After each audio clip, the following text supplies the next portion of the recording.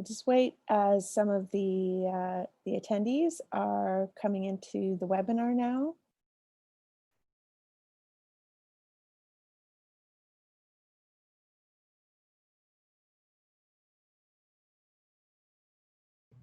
A quick hello to everyone.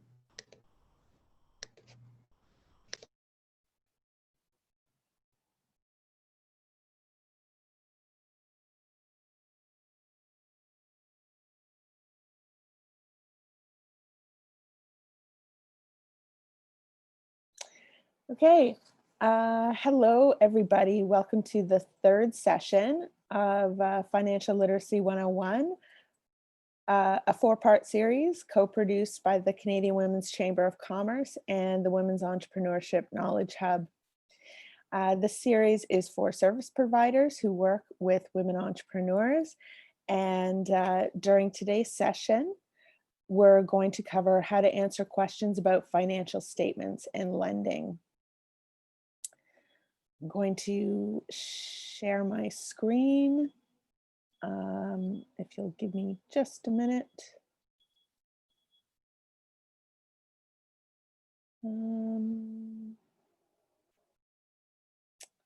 Shoot.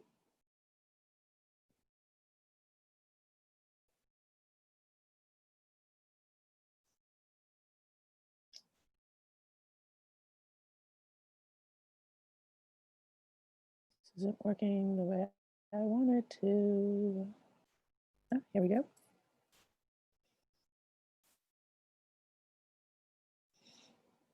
Here we go.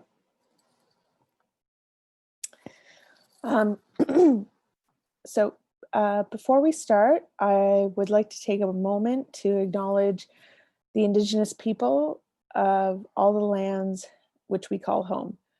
And in doing so, I want to reaffirm our commitment and responsibility to improve the relationships between nations and to develop our own understanding of local Indigenous people and their cultures. Since we're meeting virtually, let us acknowledge the ancestral and unceded territory of all the Inuit, Métis, and First Nations people from coast to coast to coast. Please join me in a moment of reflection to acknowledge the harms and mistakes of the past and consider how we can each in our own way try to move forward in a spirit of reconciliation and collaboration.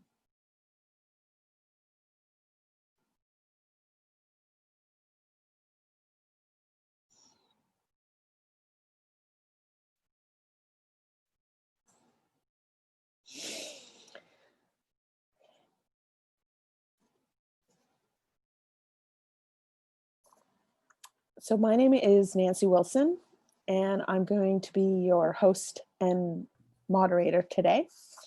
I'm the founder and CEO of the Canadian Women's Chamber of Commerce, or CanWCC for short.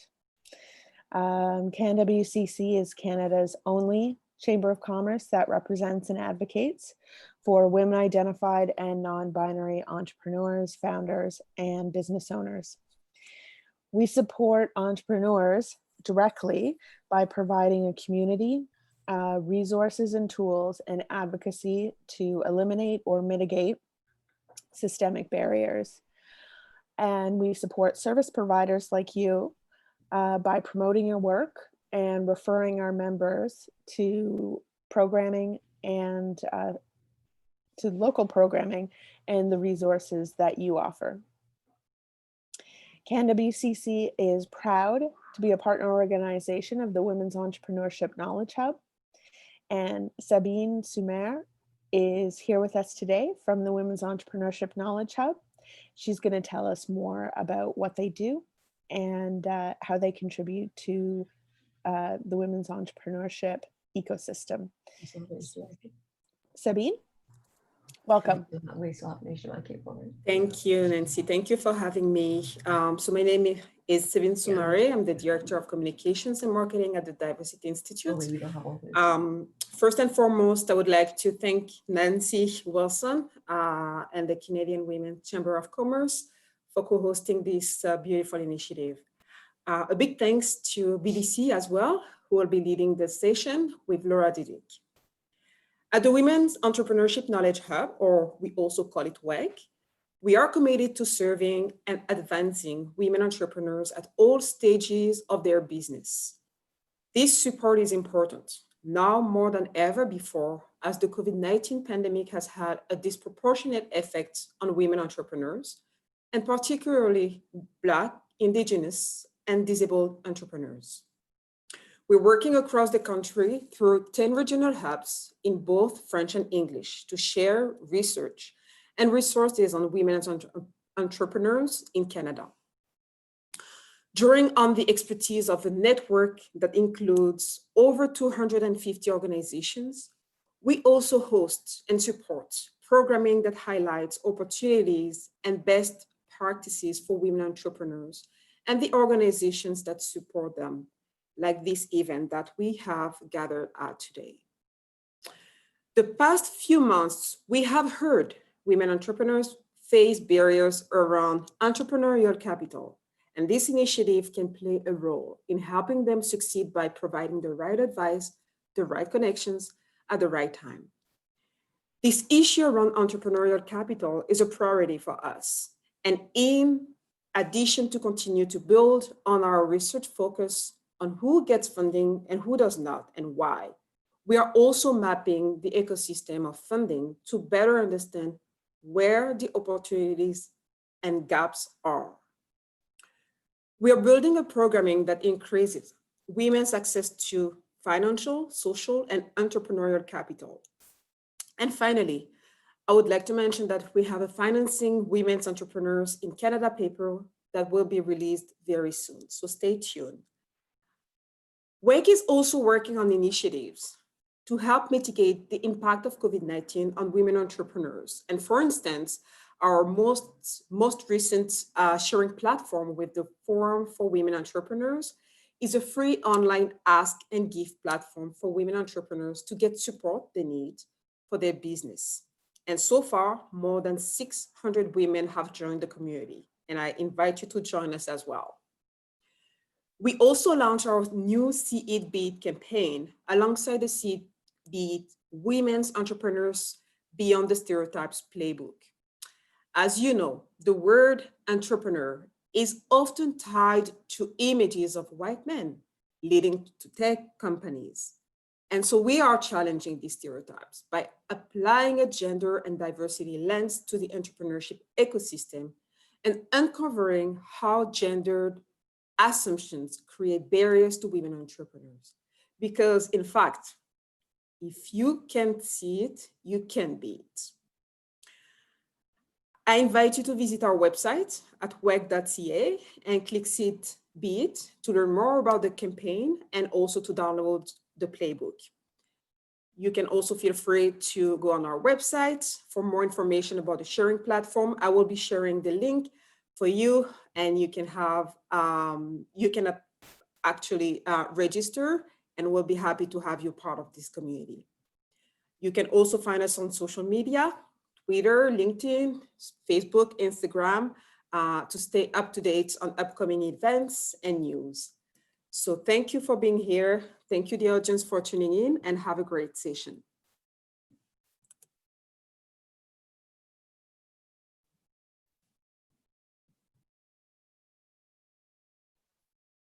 Thank you so much. No, sorry. Okay. It just took me a second to unmute myself. Okay. Thank you so much, Sabine. I appreciate that. Okay, so before I introduce our presenter and we get going on the presentation, I just want to make a couple of introductory remarks just for the attendees. So after the presentation, we're going to have a Q&A. So I encourage all the participants, all the attendees, to post your questions during the presentation, but make sure to post them in the Q&A box, not in the chat. My colleague Tasha will be monitoring and moderating the chat box. But when it comes to the Q&A part, we're going to be taking the questions from the Q&A box. Secondly, when you come up with your questions, try to make sure that the questions are general enough that they benefit everyone on the call or the webinar rather. We can't really address very specific situations because we just don't have enough information to do so.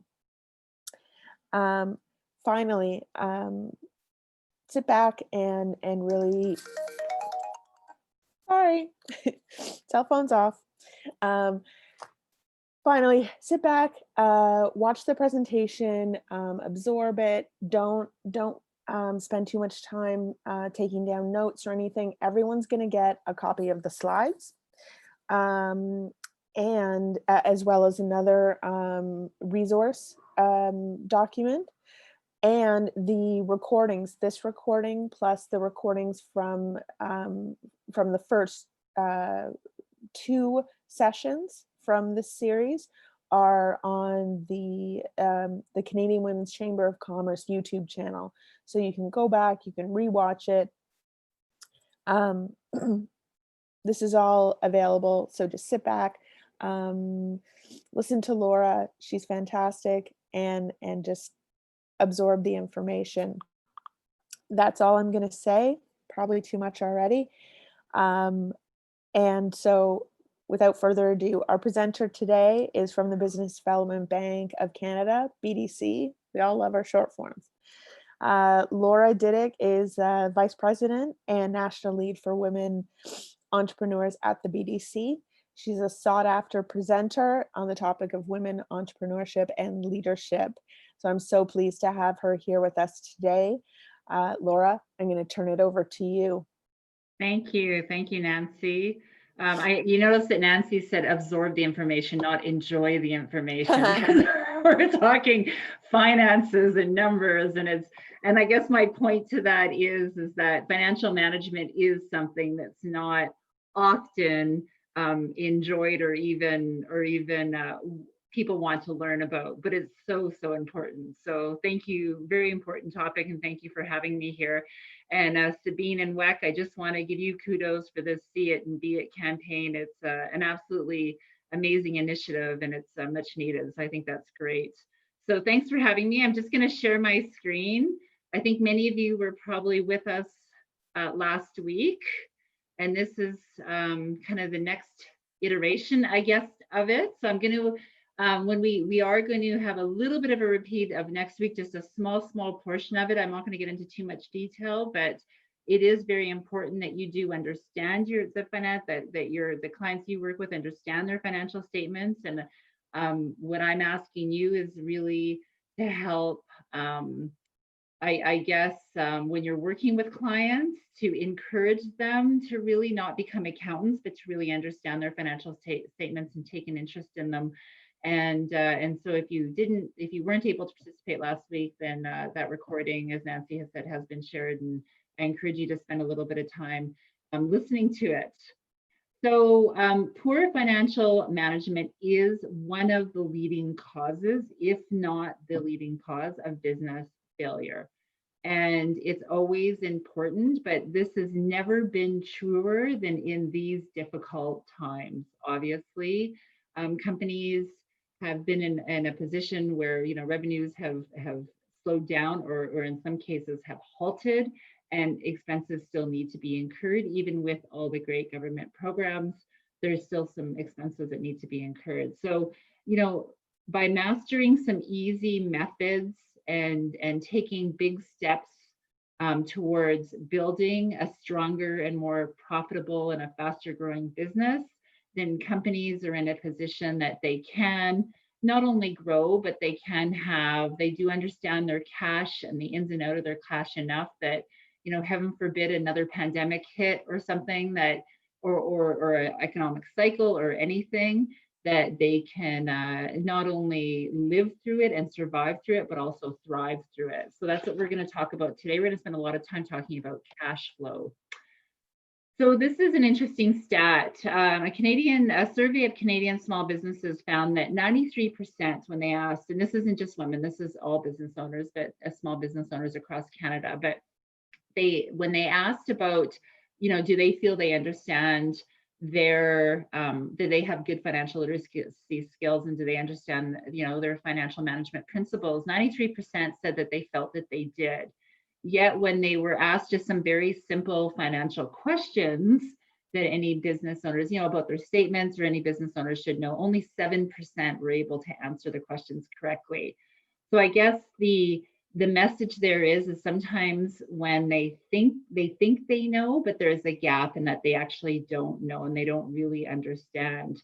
And I think the reality is that, like I mentioned in the beginning, is that many people, business owners especially, they don't start a business because they have a deep desire or need or knowledge in numbers and financial management and financial statements. Not saying that accountants don't start businesses, they absolutely do. They're entrepreneurs. Many of them are entrepreneurs, but generally it's because they have a great idea. An individual has a great idea. Their priority is sales and marketing and operations, and that's really what is entrenched in their day-to-day thinking and what they go to sleep at night thinking about, when they wake up thinking about. But you do need to have an understanding of financial management and realize that it is important to understand it. And so although there's a gap, many business owners are not alone in this. Small business owners face similar challenges. Financial management and running out of cash is, unfortunately, especially right now, a very common issue or problem. And business owners don't often realize the issues that they face related to financial management, and they don't feel confident. So they may not understand their statements when they get them from their bookkeeper or their accountant. They don't feel confident enough asking them questions about it because they're kind of going down a deep hole if they start asking questions, and so they don't want to. And instead, many business owners file their financial statements at the end of it every year without really knowing if they were really profitable enough. And that's important. And that's why we're going to talk about this today, because we're going to use a 3-step approach that I'm going to lead you through in improving a company's financial management skills. Okay, so this is, when a business owner asks you, I don't really understand my finances. I don't really understand where I'm going. I go to bed at night not really knowing if I have enough cash to meet payroll or meet rent or whatever. How can you help me? So these are 3 steps that we recommend that any business does, because what's happening is that when it comes to company finances, many entrepreneurs rely on what I call guesstimations, and they guess a lot. And that's not good enough, especially during these turbulent times. It's really important that they have a good handle on it. Business owner needs to have a good vision of what's going on in their company finances, and because they need to know about what issues are coming or that they have, and be able to make improvements, because often they can. And as they go through the process, then they can see where their cash is going to be and how, and when they need to get financing, because the best time to look for financing is not when they need it yesterday or today, but to say, I am going to need financing come up. And that puts a lot more confidence in the investor and the banker. So the first step is monitoring your performance. So monitoring a company's performance. And this is what we recommend to get a clearer understanding of where a business is going financially and where they want to go. So what the first step that any business owner has to do, and they shouldn't be doing this for their banker, they should be doing this for themselves, is plan for the coming months. So they make a financial projection, and it's their best estimate of how money is going to flow into the business and how money is going to flow out of the business. So that's on the left-hand side. They plan their financial cash flow. And then it helps them, when they make a financial projection, it helps them anticipate the peaks and the valleys that their cash is going to take. And it allows them then to see when cash is going to be tight and plan for that. And that may be through financing, but they just be through doing some tweaking internally. And we're going to go through that later. Or if they're going to have some extra cash, and they may say, you know, now's a good time to take on that project, like buying an extra piece of equipment or doing a marketing blitz or things like that. So once they've made their provisions, then they can track their performance against, as the weeks unfold, against what they thought they were going to do, what their plan was. And planning gives them more control of their business. So it's good for their business, but it also gives them peace of mind, which is so important right now with everything going on. Is that peace of mind I think that's the biggest challenge for businesses right now, is just the uncertainty. So this obviously doesn't solve everything, but it gives them a little bit of peace of mind, and they can go to bed at night knowing that they're going to have enough cash. So managing a business's cash is one of the most important jobs as an entrepreneur. And I would say it's more important than just making a profit. And they're tied, but they're not always directly tied. So a company's survival depends on it. Even profitable, fast-growing companies can go out of business because they run out of cash, quite honestly. And so we recommend that a company creates a cash flow planner. And we actually were recommending that during the pandemic, and we always recommend that the businesses do this weekly if they can, but for sure during the pandemic, like in March when everything was shutting down, and that businesses for sure had a weekly cash flow planner. And what a cash flow planner does is you do your projections, and it tracks when your cash is when you expect it to come in and when you expect it to go out. And the kind of planner allows you to anticipate when you're going to get payments from your customers, because you know what your terms are, and assuming that they meet those terms. And it also compares it to when you expect or when you will pay your suppliers. So when you plan to pay your suppliers. And then you're in a position to look at it and say, okay, so during these weeks or these months, I'm going to be a little short, and so I need to make adjustments. So it helps the business owner stay on top of problems, make adjustments, and maybe even, okay, I need to hold a sale. I need to put some items on sale because my inventory is getting old, or I need to create some cash in a hurry, or delay paying some discretionary payments. So some payments or some projects or maybe an advertising campaign can be postponed because you need to pay for it. Then a business owner may want to do that. It does. Our clients have told us that doing this, although it seems like a lot of work in the start, it does significantly reduce their stress. And so that's why we highly, highly recommend it. So I'm just going to take a step back. We talked a little bit about this last week, but what is cash flow? The cash flow is often, you'll hear it referred to as the lifeblood of the business. And it really is, because it's the money of flow that comes into the business and the money of flow that goes out of the business for over a specific period of time. So it's the money that a business collects from their customers on one hand, and the money that they pay out to their suppliers and to purchase inventory and so forth and so forth. And so it's important to remember that even, like I mentioned, fast-growing profitable companies can face cash flow crunches. And that actually happens quite a bit because they're growing so quickly and they need to replenish that inventory, and their cash isn't coming in fast enough. So their cash is actually going out quicker than what it's coming in. And so they find themselves in a position where they have where they can be in a cash flow crunch. So here's an example of a cash flow planner. This is an example that we use, and that we have a cash flow planner for free on our website if a business owner wants to download it, if you want to take a look at it. Many accounting softwares also have cash flow planners. You can just use an Excel spreadsheet. As you can see, it's fairly simplistic. And I think that's the main thing, is to recommend that they make it as easy as possible so it doesn't get too complicated. Their accountant or bookkeeper can help them design one too. So we just use a spreadsheet to optimize week to week what the cash is going to be. So for smaller businesses, like I was mentioning, we recommend that a business makes projections on a rolling 13-week period. Larger companies, or a company that has very, we'll call it sustainable or predictable cash flow. So if they have memberships or something like that. It's every week the cash is coming in a SaaS model or something like that.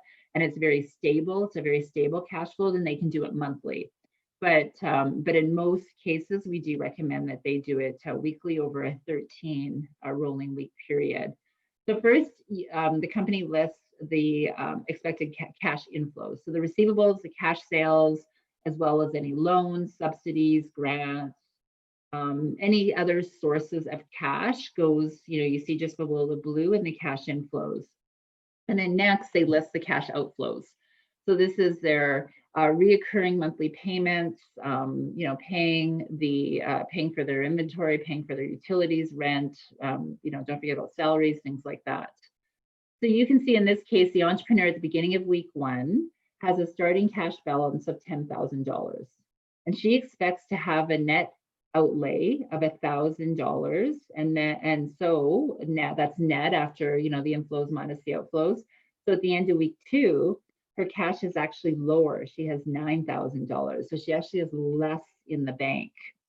And then in week 2, the entrepreneur expects to receive a $10,000 loan, say, to buy a used forklift. So her cash balance at the end of that month will be quite high, $18,800, because she's gotten money through a lender. But then the next week, she actually buys the forklift. So then the money goes out and that adds to her account payable, which is $11,700, and so forth and so forth. So once the business has that, then they can track what they actually got and compare it to their projections. So, did that receivable, did that customer pay?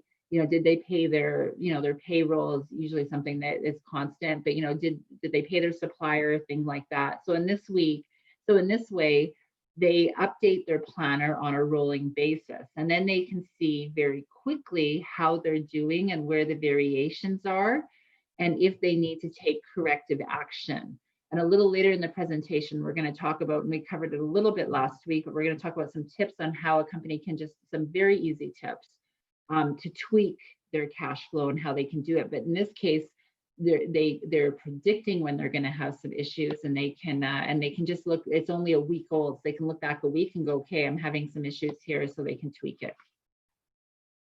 Oops. So we talked a little bit about this last week, but I don't understand what my accountant is talking about. And this we hear a lot.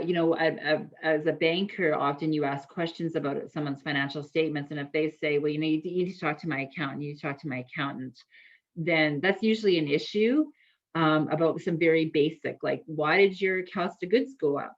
And if they can't answer that, obviously, if they're very integral accounting questions, then that's fair enough. They should ask the accountant. But simple things: why did your sales go down? Why did your accounts receivable go up? Well, why did your, and if they can't answer that, then usually that's a flag for a banker. So this was covered in depth last week. So I'm just gonna remind everybody, or we're gonna cover it very briefly, is what can I find on my income statement? So this is very important. This is an example of a manufacturing company that makes lamps and fixtures. So, but basically, it's the same for everybody. The income statement is over a period of time. So it's usually over a year, usually over 12 months. And it's the revenue that is recognized when the company makes the sale of a product or a service, and the expenses are incurred. The expenses that are on the income statement are the expenses that are incurred to generate that revenue, and that's when they need to be recognized. Not when the cash goes out, or from a revenue standpoint, not when the cash comes in. It's when the sale is made, and the net income or the profit is, or the net loss is the amount that remains after the company has deducted their expenses from their revenue. So a regular updated income statement will allow a company to track and analyze their performance over time. So some, good accounting software has made generating your income statement, a company's income statement, and their balance sheet very easy. In that, as long as a business is very diligent in putting the information in, then with the push of a button, they can easily produce monthly income statements every month. And your financial statements look back on a company. So it's kind of the rear view mirror, but it can tell them a lot going forward. So balance sheet is at a certain point in time. So it's as at a certain date, and it's usually at the end of the fiscal year. And it gives the business owner a summary of the company's financial position at a point in time. So it provides the business owner with a clear picture of what they own and what they owe. So their assets is what they own, and you can see the current assets are things that can be liquidated within the next 12 months or expected to be liquidated within the next 12 months. And the fixed assets are the longer term things. So usually your building or equipment, things like that. And then the liabilities is what the company owes. Current is what they owe within the next 12 months. Long-term is usually just long-term loans. It's what they owe past 12 months. And the shareholders' equity is then what the shareholder has reinvested into the business or has invested into the business. Retained earnings is the profits that the company has reinvested into the business. So if retained earnings is negative, also called a deficit, then it means the company has accumulated losses. They have lost money, and that's important. And so the assets, just a reminder, so current assets plus the fixed assets need to equal the liabilities plus the shareholder's equity. So it's always equal. So what happens to one side of the balance sheet has to happen to the other side of the balance sheet.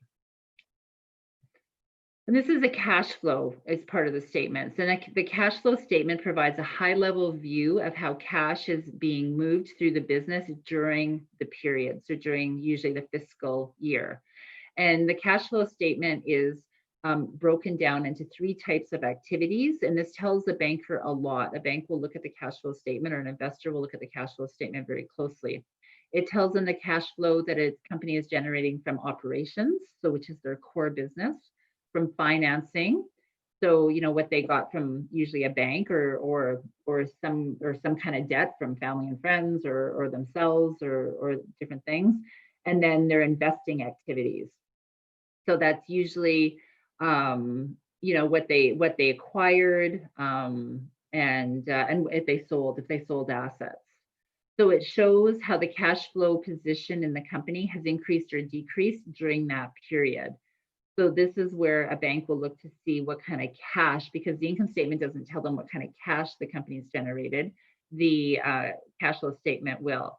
And this statement is different than a cash flow planner. It's very different because, like I mentioned, these statements look back, and not that it's not important, it is, but it looks back. And your cash flow planner, a company's cash flow planner, looks ahead and looks at how the cash flow is going to move through the company, and then it can compare it to how it actually did. And this is only on an annual basis. And a cash flow planner looks ahead, and it's a tool that a company can forecast their cash flow in the coming weeks and months. So when they do see that they need, for instance, financing from a bank, they're not panicked and saying, I needed it yesterday because I can't meet payroll. They can say, I'm going to need it. And that's really important. So my sales are going up and my profits are decreasing. We get this a lot. So we talked about this a little bit last time too, but I'm just going to give a reminder that from the financial statements, the company, we highly, highly, highly recommend that a company tracks their financial ratios. And now the financial ratios, there are 4 types of financial ratios. We'll call it 4 categories, and they're listed there. And within each category, there's lots of different ratios. The company doesn't need to, we don't recommend that a company generates and look at every necessarily ratio, but they can work with their accountants. You should recommend that they work with their accountant or bookkeeper to decide what ratios, depending on their industry, is important for them. But ratios are used for analyzing the financial health of the company and comparing their performance, not only to their last year's performance, and they can look at the trends, but also they can compare themselves to the industry. So they can see, why is the industry turning over their inventory at this, and I'm turning my inventory that much quicker or that much slower. And it doesn't necessarily that's good or bad, but it raises the question as to why. And it has the business owner starting to, what I call, peel away that onion to get more to the center of the core and then maybe there's very good reason, but the why questions are very important. So it can reveal important information, such as whether the company has accumulated too much debt, and that's their debt to equity, whether they've stockpiled too much inventory, and this is a problem, especially if the inventory is perishable or can age very quickly, or if they're not collecting their receivables fast enough. And it's amazing how many companies don't really realize how slow their receivables are turning over, and they're actually also then becoming a financer for their customers. So we do recommend that companies review their ratios every month. And again, some good accounting softwares, with the push of a button, they can spit out the ratios. It's not like they have to sit down with a calculator and calculate it on them all themselves. But we do recommend that they do it monthly. And again, it's to help keep on top of the changes and the trends of their company. And so they can see if there's an issue, and then they can tweak it. So I think that's the most important thing, is just to see as quickly as they can where something has changed or if there's a problem, and then they can adjust. And which leads to the next thing, which is taking action to improve. And that's the second part. So the first part is understanding, to forecast when their cash is going to come in and out, to compare it then to what actually happened, to look at their financial statements, and then to do from their financial statements to do their financial ratios to say, okay, is my inventory turning over as quickly as my receivables turning over as quickly? How's my debt to equity? How is it in comparison to the industry ratio? And then if they see an issue, then they can say, or if it wasn't what they expected, then they can take action to improve. And that's the second step that we recommend, is they take action to improve. And these are some ways, because cash is king, this is some ways that we recommend, some small tweaks that they can do very, very quickly, often, to improve their cash flow. And again, because the more cash a business has, they don't want too much that it's sitting there, but they can put it to good use, and they can foresee when they're going to need more cash. So the first way, if you think about the cash flow statement, is the first strategy to generating greater cash flow is to collect their receivables more quickly. And there's kind of 3 ways that they can do this. Getting invoices out faster, because the faster they get their invoices out, and it's amazing sometimes how long it can take a business. They have the sale, but they haven't invoiced. And sometimes they even send the product or they deliver the service before they've actually invoiced. And this amazes me. And then if a customer takes 30 days or even 14 days to pay, I mean, think of the delay that's happening there. So technology can really help a company get their invoices out faster if they need to. You know, most accounting software will let a company send electronic invoices out that includes a link to their client, so they can just pay it online through a digital portal. There's a number of different ways, but technology can really help. And this is where a business has to think about technology as an investment and not just an expense. So to look at, again, depending on the type of business they're in, they should look at the technology that's available for them and say, well, how will this help them? Because in a lot of cases, it can help them get their invoices out faster, get payments in faster. And it can also help them, when we'll get to it, it can also help them with their inventory and managing their inventory, which again, then if that can help improve their cash flow, then maybe the cost of the technology was a good investment. So the second way is to get tough on deadbeats. And this is really hard for a small business owner sometimes. And it goes along with this third one, which is consider firing problem customers. And this would be an extreme case where they have to fire a customer, but this is really hard for small business owners, especially in the early stages, because it's so hard to get a customer. But a company really needs to aggressively follow up on late payments. And one way to encourage clients to pay on time or faster is to charge late fees, or to give an incentive if a business pays faster. So, if it's net 30, but you can say, but you'll get a 5% or 2% or whatever the company decides, discount if you pay within 2 weeks, or if you pay after 30 days, there's a financial penalty for that. Also, if a company has a chronic late payer, then it may be asking for cash up front or asking for partial cash up front as a deposit. So you're working with some of their cash and not just your own cash. And then obviously if a customer is super chronic and late and a company always has to be following up and it's very, very frustrating, then I would recommend that company consider firing the problem customer. So saying, you know what, we don't want your business. And this is very, very difficult. But I think what a company needs to really think about is that having a customer delayed, and we're talking, delayed quite a bit, or even have bad debt, not getting paid, paying costs the company a lot of money. It costs them in employees to get on the phone and follow up. It costs them in carrying that. So it costs a lot of money. And in an extreme situation, sometimes it's better just not to have that customer at all. So those are 3 ways: getting paid faster. The second way is, so a company is working hard to try to get their receivables in faster. They can also delay the cash that's going out. So delay, so they're getting paid faster and they're delaying when the cash goes out of the business. So this is, managing their variable costs, so decreasing their costs. So looking at, shipping, looking at production supplies, looking at the raw materials, calculate what a company's percentage of sales are, their variable costs now and in the past. And sometimes if sales are growing, their variable costs can creep up and they don't really realize it. So they need to look at their historic percentages and look at what they are now and making sure that they're keeping in line. And if they're not, then to understand why. And if their variable costs are going up considerably, then they may need to consider increasing their prices to cover those variable costs.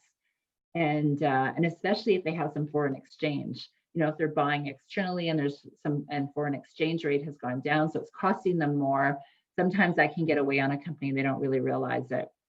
Second way is to focus on their fixed costs.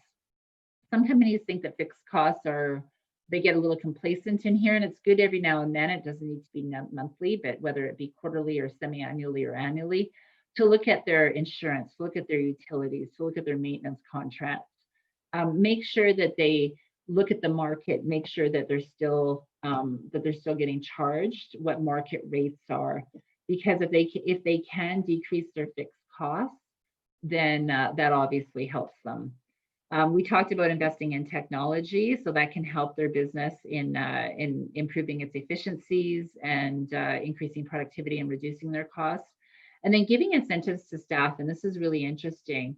So making your staff members accountable for their costs in their area of responsibility, and establishing appropriate rewards. Obviously, it's different for every business, but establishing rewards for their employees who find ways to reduce expenses and create a zero waste culture can really go a long way and help motivating staff members. Because sometimes staff, because it's not their cash, it's your cash, they sometimes don't really realize it. And they're not doing it intentionally, but they sometimes don't really realize it. So if you give them incentives to find ways to find efficiencies, then sometimes they will. And it doesn't have to be financial incentives. That's up to you, but or up to the company. So the third way is controlling their inventory. So holding too much inventory can take a bite out of a company's cash flow. However, the company needs to make sure that they don't have too little inventory, that they ran out of material and can't deliver, and they potentially lose a customer because of it. So they need to find the right balance, which is inventory optimization. So they need to plan for changes in demand and volatility. So if a company has seasonal highs or seasonal lows, then they need to change their inventory levels according to that.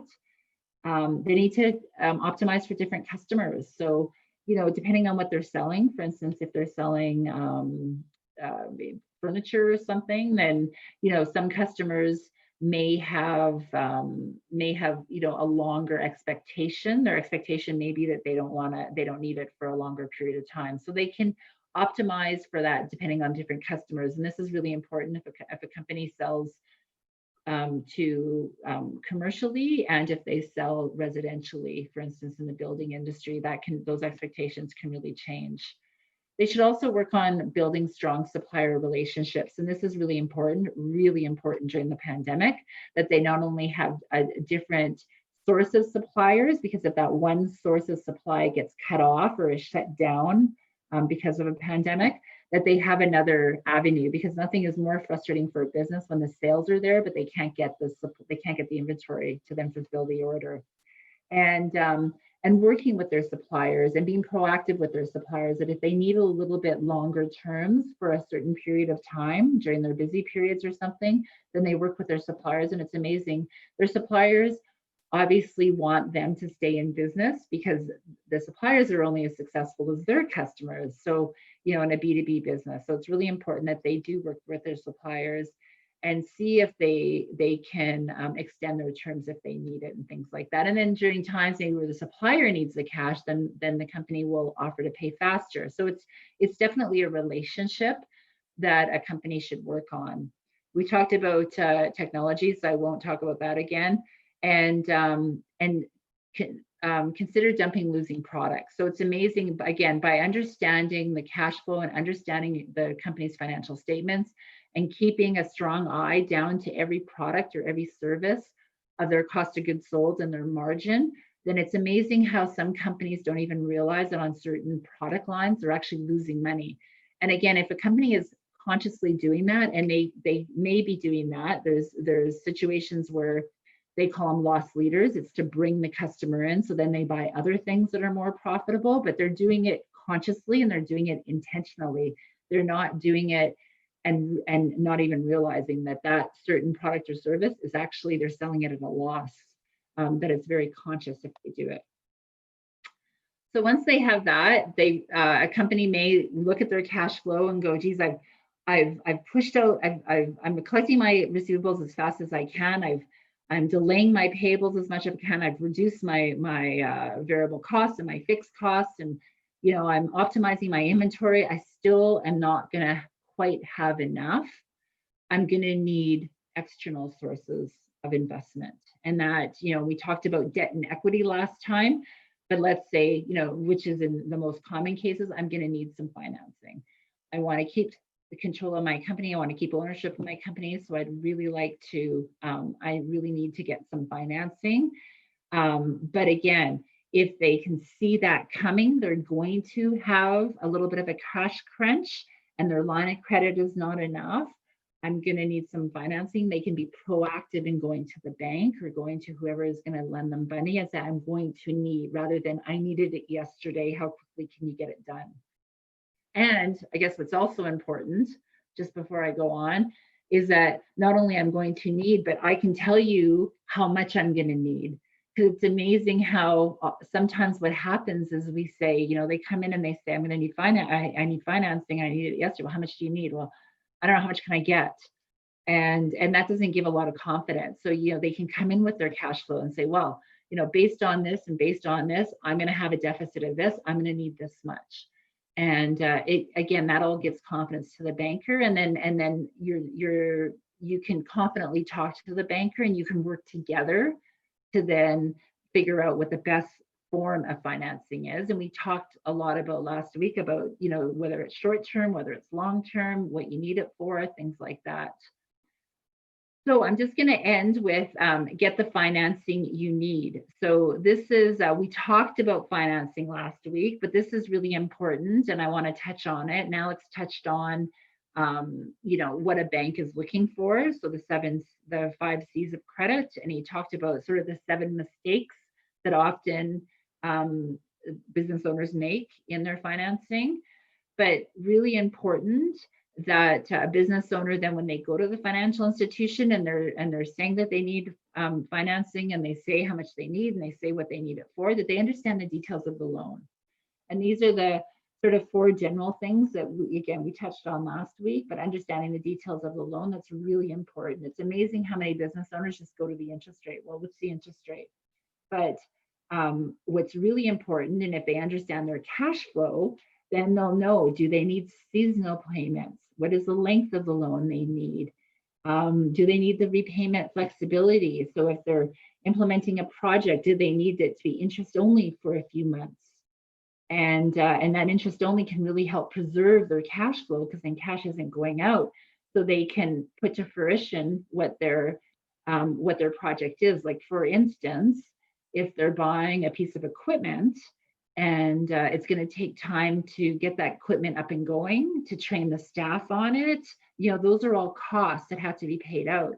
So if you get financing just to purchase the equipment, that pays for the equipment. There's additional costs the company will have to incur just to get that equipment up and going in a lot of cases, including even shipping it, installing it, training your staff. There may be some downtime. You're going to have, maybe the company's maybe going to have some wasted inventory, and because when they start to use that equipment, they may not use it perfectly right, things like that.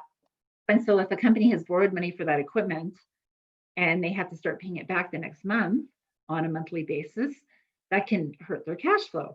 So again, if they're looking at their cash flow and they're really on top of it, then they can say, I needed interest only for 6 months. And now their banker may say, okay, but that's going to cost you a little bit. The interest rate has to go up a little bit because the risk to the lender is a little higher, but that may be worth it. So things like that are really important. And so it links back to what understanding their cash flow, if you know what I mean. And then the collateral, they know exactly, and we talked about this last week, but depending on the collateral, if a company doesn't have as much collateral, which is the secondary source of repayment for a bank, to pledge to a bank, then the cost of financing may be a little higher. So it's all things like that that play into it. And if a company has a good handle on what they need and what they're going to need and what the inflows and outflows on a weekly and monthly basis of their business is going to be, then they can plan for that. And then when they get the financing, they can go back to their cash flow planner and go, okay, now I'm going to have these additional cash outlays. I have these additional expenses. I have interest. I have fees. I have my principal payments. And so then they can plan for that, and they can see again on a weekly basis whether they're going to be short enough. So they can say to the bank, you know what, a term of 5 years isn't going to be good. I'm going to need 8 years, because when I look at my cash flow planner, 60 months is a little too tight. It makes it a little too tight for me before I see the increase in sales, because obviously an investment has to be made in a company in a lot of cases before they reap the sales increase. So hopefully that all makes sense. I think I'll end there. I just want to refer you back to our glossary, our website again, and I mentioned it last week, but the benchmarking tool is really, really good for a business owner. If they want to compare themselves to industry, they can just punch in some numbers and it'll spit out the industry ratios for them, so they compare themselves to industry. Also, we have our reference glossary on our website that has, I think it says there are over 300, I've lost count, of definitions of, and this is the French one, but it's in both languages, obviously, of certain terms and financial terms. And I mean, not just financial, but everything. And so go to our website, go to the tools and articles, and there's lots on there. So I'll end it there and I'll open it for questions. Thanks, Laura. That's great. So we don't have any questions posted yet. So I will ask a question. In terms of the financial ratios, so as a banker, lender, institution, what financial ratios are lenders focusing on? Well, it depends. I mean, generally it depends on the industry, but they will, and we talked a little bit about this last week, but they'll look at the debt to equity for sure. They'll look at the gross margin, they'll look at the profit margin. They look at the, inventory turnover, and it depends on what they're financing, but, debt to equity is always the profit margin and the gross margin. And they compare it to industry, but they also compare it to, they look at, because most banks will look at kind of a 3-year or 5-year historic, and then they'll want to forecast. Mm-hmm. And so they will compare the trend. I told companies that you recommend that companies look at their trends over the historic. They will look at trends and they'll say, no, what has, as the sales have increased, has the gross margin gone up? What has the debt to equity done? Things like that. So they'll look at the trends and they'll question a company on the trends too, and what the expectation is depending on the forecast. And so that's really important. Right. Okay. So you mentioned getting tough on deadbeat customers. And one of the things that CanWCC that entrepreneurs tell us is a struggle that they have is oftentimes getting paid on time from when they deal with large corporations. They often struggle with getting those invoices paid on time. And yet, you know, having contracts and working with large corporations is something that a small business, you know, strives for. Obviously, it moves them up in terms of their, you know, getting into that supply chain. Is there anything that you would recommend as an accountant? You're a CPA, or, you know, as someone with experience in the financial services industry, is there anything that small businesses can do to speed up the process or put pressure when they are a small business dealing with a larger corporation, trying to get those invoices paid by these larger corporations? Yeah, so I mean, this is so difficult because I mean, this is a situation where it's easier said than done sometimes. It's easier for me to make recommendations, but if you're the poor small business owner that has this contract, you know, but I mean, very important, and a bank will look at this. It'll look at where the revenue of a company is coming from. So contracts are great, but any business, what we recommend, and a bank will consider it higher risk if a company only has one customer or a large percentage of their revenues with one customer. And this happens a lot.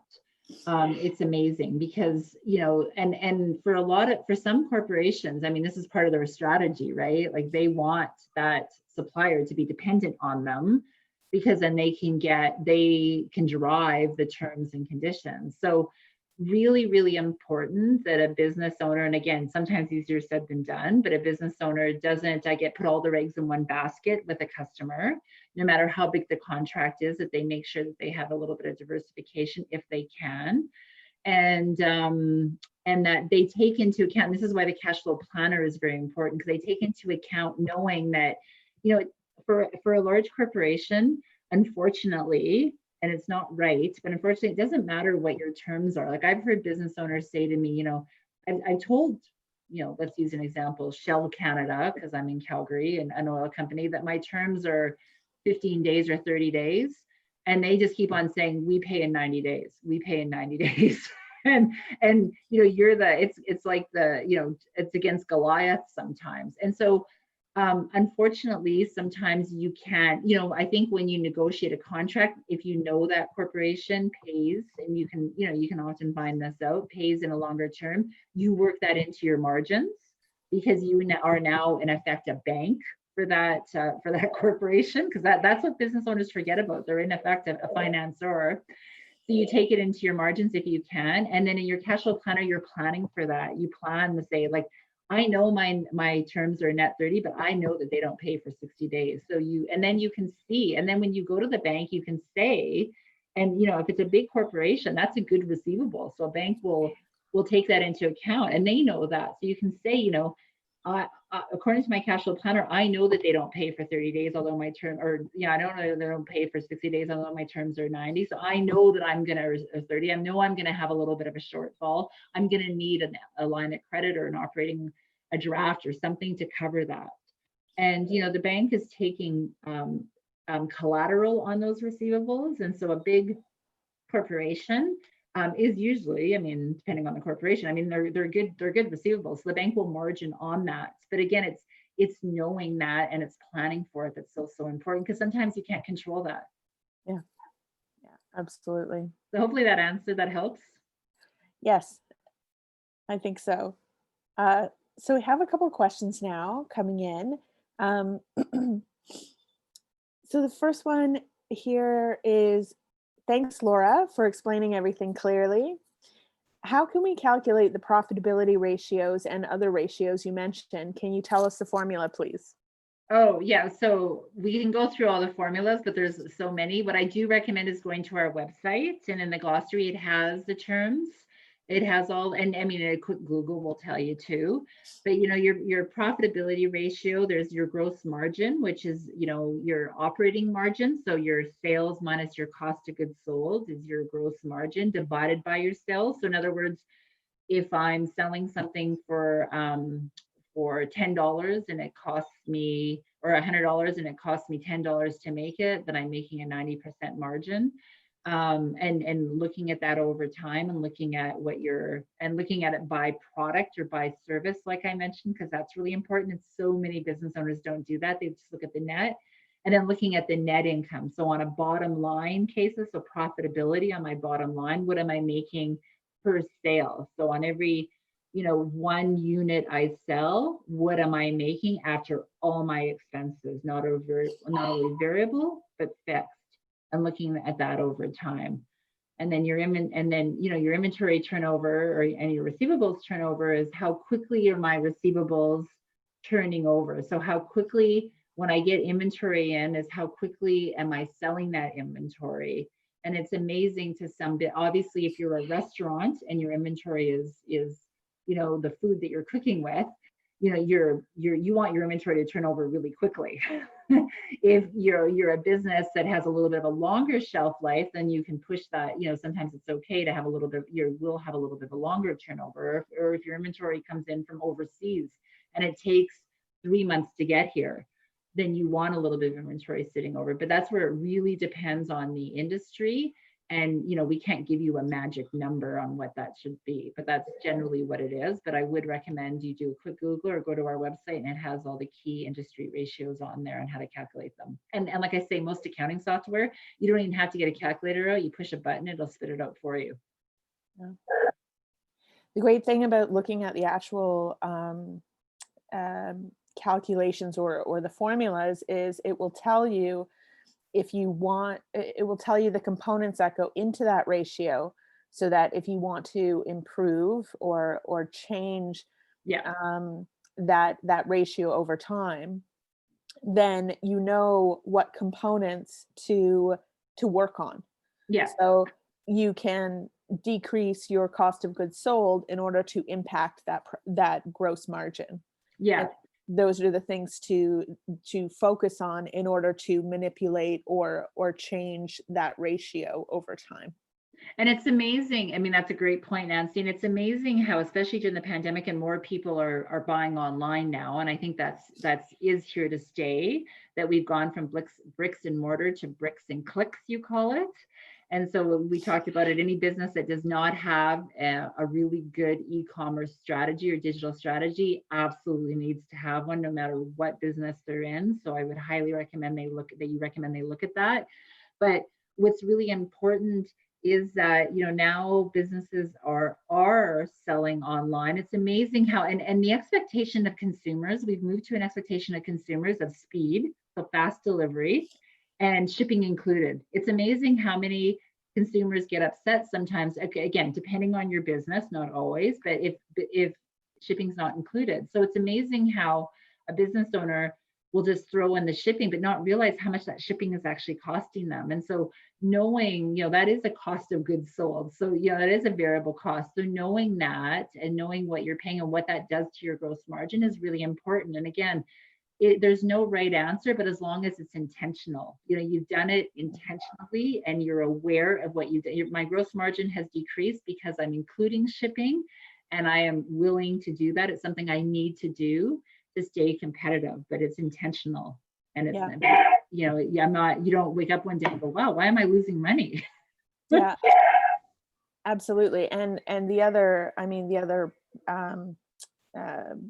part of that equation is, of course, the revenue side. So if those variable costs are increasing because you have to include shipping, then and you can't change that portion, then you need to look at prices and increasing prices, right? Exactly. And it's Yeah. really important that a business owner, like we recognize, and I think you all need to recognize that a business needs to often, they very methodically and intentionally have to make an investment before they can reap the revenue, right? The increase.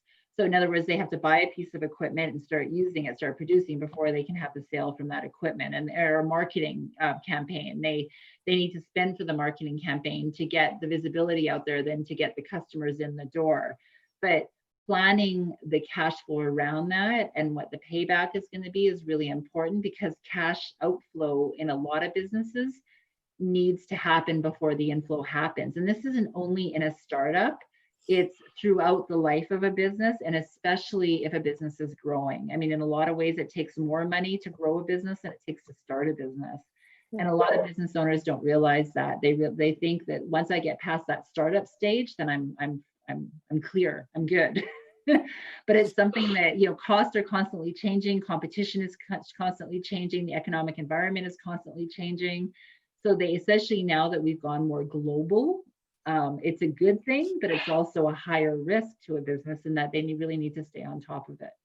Yep, absolutely.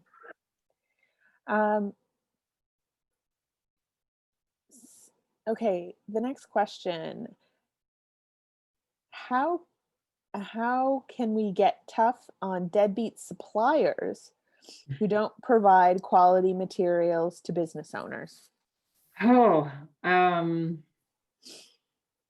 deadbeat material to business owners. Well, I mean, I guess source of supply is so important. And I think the pandemic has really, I think businesses in general had, and I'm generalizing, but in a lot of cases had become a little, had not really thought of their supplier, looked at their suppliers often. And, you know, we saw a lot of supply early on because the pandemic hit, you know, they were outsourcing they were getting their supply from China, for instance, and that shut down first. And India, and that they found their supply cut off. So in some cases, the pandemic has even lasted longer for some small business owners, because, you know, business here was, people were still buying here. We weren't shut down here in January and February, but businesses didn't have the supply. And so I think what the good thing that's come out of it is that it's forced business owners to really look at their supply chains and looking at having an alternate supply chain. And then if you have an alternate supply chain, then if you do have a deadbeat supplier, I guess you can just switch quickly. And I'm not saying don't be loyal to one supplier, but I'm saying make sure that business owners have alternatives, because that's really important. And again, maybe not putting all their eggs in one basket if they don't have to. And in some cases they have to, and I understand that. But if they can't, to at least have an alternate source of supplier. So I don't really have a direct question in that, other than because I'm not familiar enough with the business or anything, or who the supplier is. But I would recommend make sure that that they have alternative sources of supply.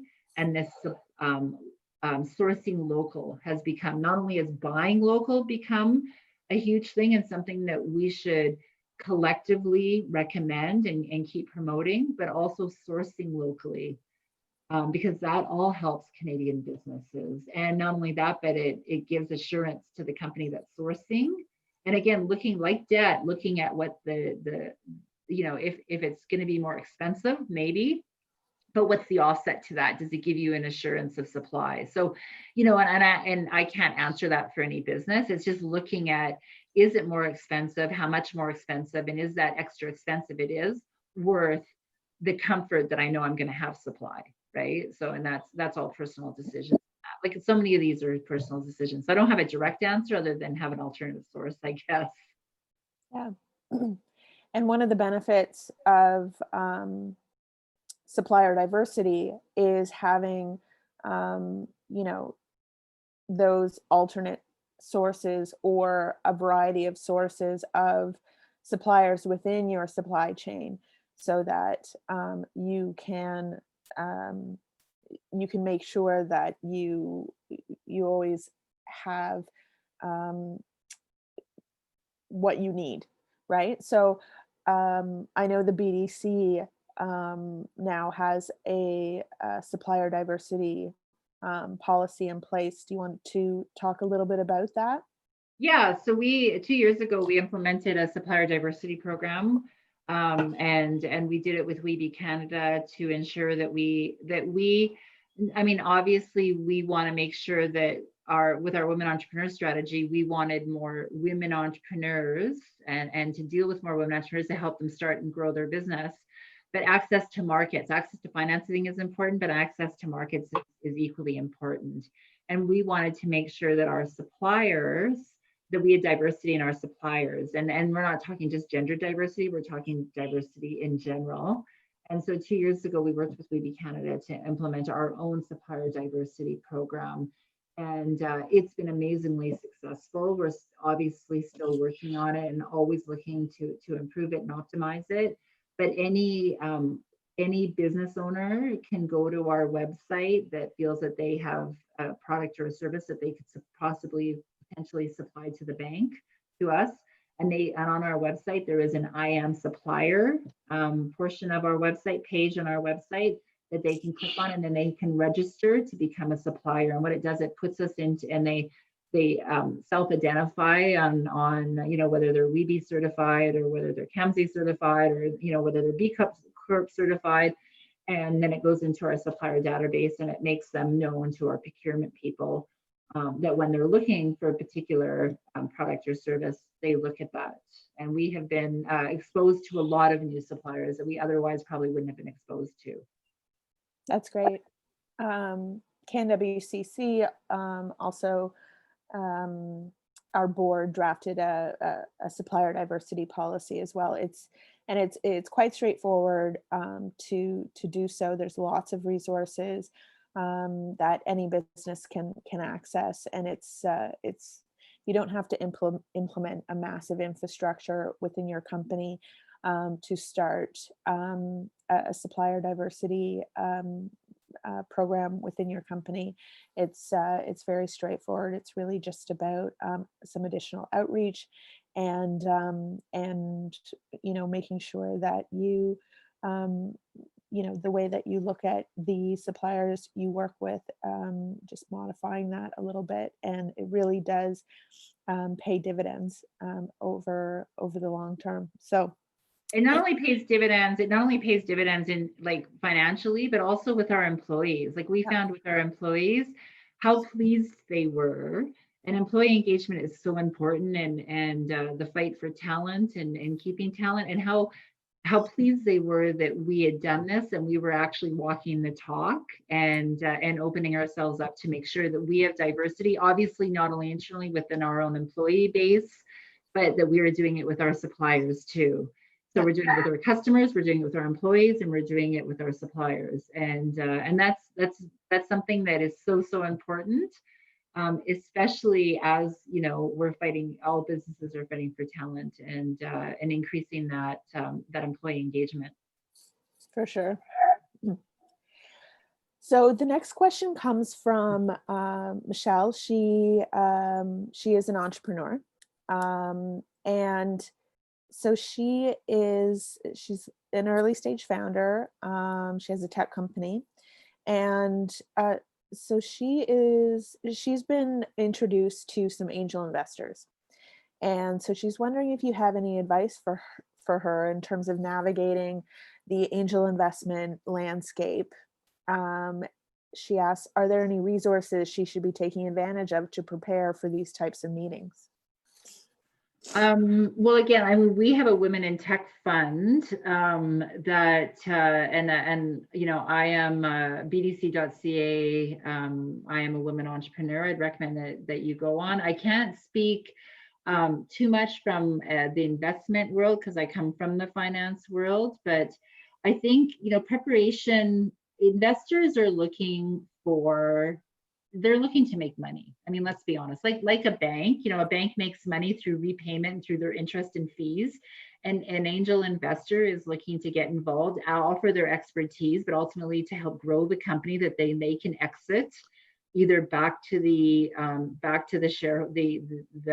shareholder or publicly or to another company to make money, and over a time frame, whatever that time frame may be for them. It may be 5 to 8 years for themselves. So I would think of it that way, and they're looking at, usually in the investment world, they're looking for even higher growth than a lender would look at. So, preparations as far as, what your market is, what your competitive advantage is, the management expertise there. Any bank or any investor is investing less so in the product or the service, and they're investing in the leadership team. They're investing in the management team and their confidence in that management team to grow that company and make the investor money. And so I would make sure that they're prepared for that. And I would look on our website to see if there's some information on that, but to make sure that they're prepared for that, and also to make sure that you're choosing the right investor. And that's really, really important, is not only is the investor offering money, but they can also offer network and expertise. So connections and expertise, which should come along with that investment.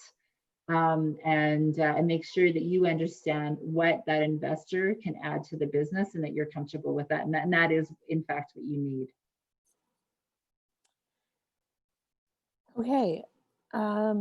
Maggie has a question.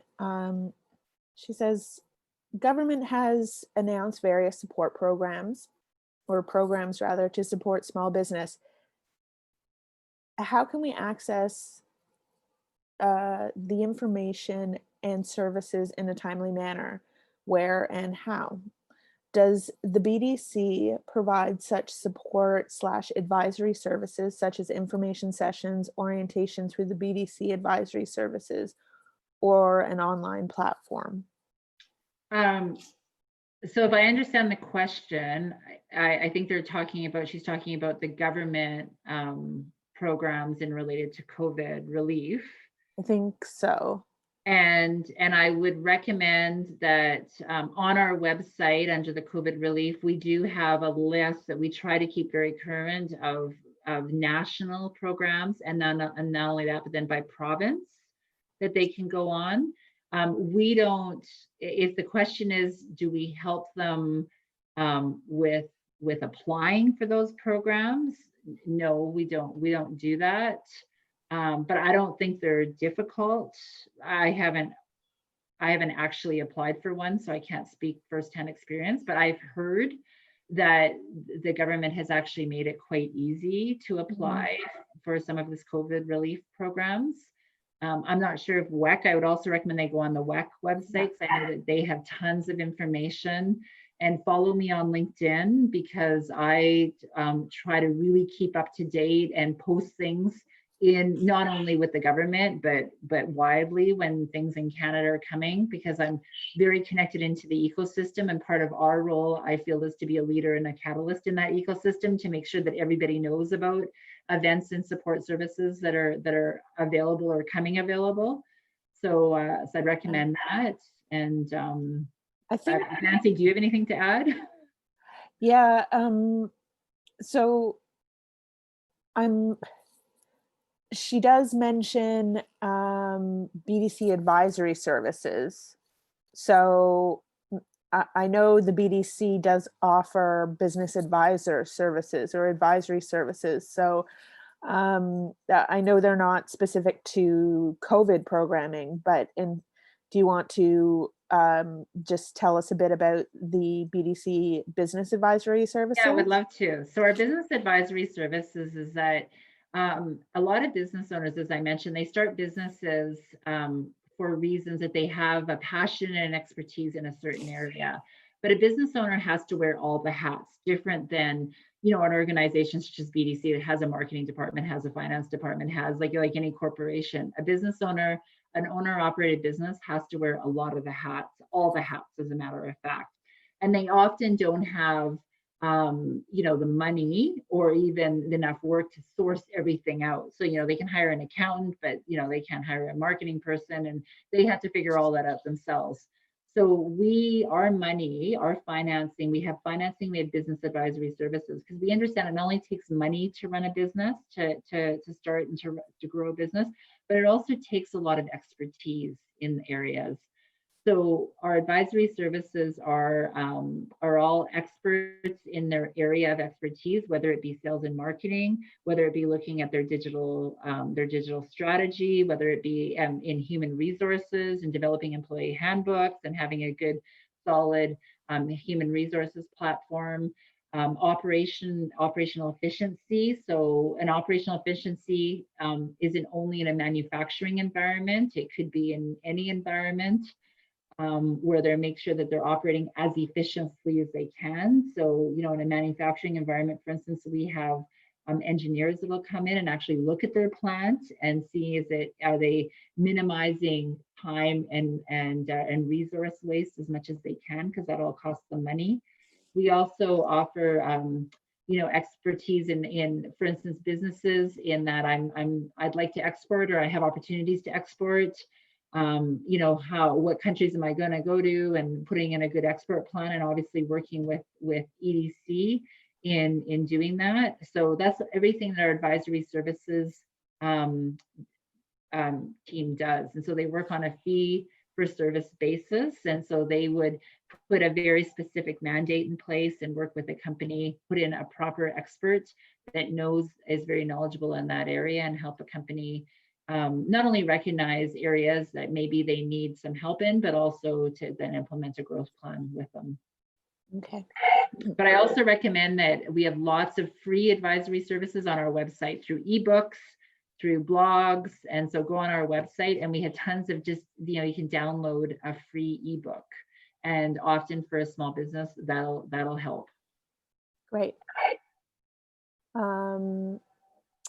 And Claudine from the BDC team has just let me know that there is also a free webinar available on e-commerce and online presence. So, yes. I mean, the BDC website has tons and tons of resources. So definitely, I would advise everyone, entrepreneurs and service providers, to take a look at the website. And I think you'll find a lot there, both, to that you can check out yourself, as well as for service providers. There will be lots that you can share with your clients to help them out, and to help to refer them to when they come in with questions. So the last question I'm going to ask you, Laura, is so throughout the presentation, you sort of mentioned, ask your accountant, talk to your accountant about this, but a lot of companies out there don't have accountants. They don't necessarily have bookkeepers, or they may go to a firm and on an ad hoc basis. So how would a service provider helps someone who came to them and said, look, I know I need an accountant, but I have no idea where to start, or what questions to ask, or how to decide whether this accountant or that accountant is the right one for me? Great question. And, and this is where I think talking to if you have a network, and talking to organizations, other company owners in your region can really help, because, the word of mouth is the best.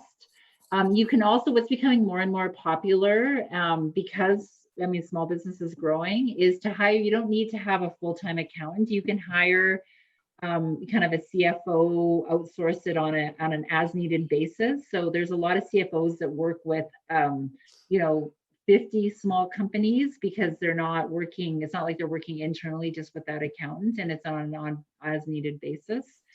And again, I don't want to sound like a broken record, but go to our website and just get a basic understanding of what you need to do. But you need someone, if you're looking for financing or investment, you will need an external accountant, because a bank, as we talked last time, wants an independent statements made. And so it's not prepared by someone within the company. It's what's called an arm's length preparation of your financial statements. And it doesn't have to cost a lot if you just get a notice to reader statement. And it gives you peace of mind that your statements are correct, because if you're not an accountant, when you follow them with the CRA and everything, because the last thing you want to do is in 6 or 7 years from now found out that you made a mistake and you filed them wrong. And so it's really important that you get good quality statements, not only for your banker or your investor, but also for yourself, to give you peace of mind. And sometimes I would say it's an investment worth investing in. And you don't need, a huge accounting firm if you're a small business. So that is, I would recommend through the network, and you talk to people and get recommendations, because there's a lot of great small accountants out there. And then obviously as you grow, then maybe the expertise of that accountant may grow, and then you may have to, you may outgrow them, which they would understand. And that's not necessarily a bad thing either, right? Yep. Okay, one quick question before I conclude. Pari asks, are we allowed to share the slides with our clients? Yeah, I can't see why not. We're going to share the presentation, and yeah, I think it's fine. Okay, fantastic. So thank you so much, Laura. You're amazing. It's been so great having these last 2 sessions. They've really piggybacked on each other. I just want to reiterate the 3rd session, last session, is available on our YouTube channel. That means the Canadian Women's Chamber of Commerce YouTube channel. I think Tasha Tasha put the link in the chat box there. I really, really want to encourage everyone to sign up for the last final session of Financial Literacy 101. It's happening this Wednesday, and it is going to be a panel discussion, and we're going to be looking at financial literacy and access to capital from an intersectional and gender lens. It's going to be a great discussion. So you can register for that where you registered for this. And I hope to see everyone there. Thank you to all the attendees for sharing your time with us today. Thank you again to Laura. Thank you, Sabine from WEKH. Thank you, Tasha from CanWCC. And have a great day, everyone. Thank you.